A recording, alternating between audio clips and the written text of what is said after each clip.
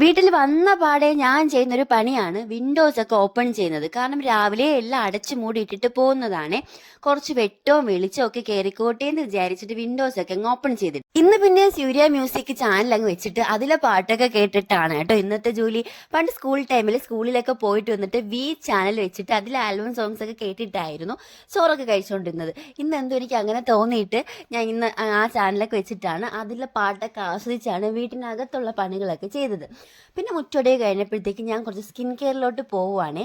നമ്മുടെ വീടിൻ്റെ ടെറസിൻ്റെ മുകളിൽ ഒരു കറ്റാർവാഴ ചെടിയുണ്ട്. അപ്പോൾ അതിൽ നിന്നൊരു കറ്റാർവാഴ അഴിച്ചിട്ട് ഫേസിൽ അപ്ലൈ ചെയ്യാൻ പോവാണ്. ആദ്യം ഇതിലുള്ള കറ മാറ്റിയിട്ടേ നമുക്ക് ഫേസിൽ അപ്ലൈ ചെയ്യാൻ പാടുള്ളൂ. ഞാൻ മുമ്പ് എനിക്കിത് അറിയില്ലായിരുന്നു കേട്ടോ.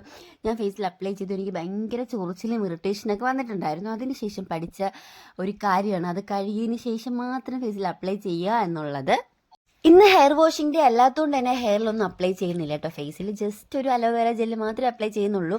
അങ്ങനെ കുളിച്ച് ഫ്രഷ് ആയി നിന്നപ്പോഴത്തേക്ക് നല്ല മഴയുണ്ടായിരുന്നു. ഇത് രാവിലെ മുതൽ ഇപ്പം പെയ്യും എന്നും പറഞ്ഞ് നിന്ന മഴയാണ് വൈകുന്നേരം ആയിപ്പോയി കേട്ടോ പെയ്തത്. അങ്ങനെ മഴയത്താണ് ഇന്ന് ഏട്ടൻ വന്നിട്ടുണ്ടായിരുന്നത്. ഏട്ടൻ വരുമ്പോഴത്തേക്ക് ഞാൻ സ്നാക്സ് ഒക്കെ വാങ്ങിച്ചിട്ട് വരാൻ പറഞ്ഞിട്ടുണ്ടായിരുന്നു. അങ്ങനെ ഏട്ടനെ കണ്ടപാടെ ഞാൻ ഓടിപ്പോയി ചായ ഉണ്ടാക്കി ചായ എടുത്തിട്ട് വരികയാണ്. ഏട്ടൻ ഈ ജോലിക്ക് പോയതിന് ശേഷം ഏറ്റവും കൂടുതൽ മിസ് ചെയ്യുന്നത് ഏട്ടൻ്റെ കൂടെ സ്പെൻഡ് ചെയ്ത ടീ ടൈമാണ്. അങ്ങനെ ഞാനും ഏട്ടനും കൂടെ ഒരുമിച്ചിരുന്ന് ചായ കുടിക്കുകയാണ്. ഏട്ടനിൽ നിന്ന് എഗ് പപ്സ് ആണ് കേട്ടോ വാങ്ങിച്ചിട്ട് വന്നിട്ടുണ്ടായിരുന്നത്. മഴയത്ത് നല്ല ചൂട് എഗ് പപ്സും ചായയൊക്കെ കുടിച്ച് ഞങ്ങൾ ഇന്നത്തെ വിശേഷങ്ങളൊക്കെ അങ്ങനെ പറഞ്ഞിരിക്കുകയാണ്.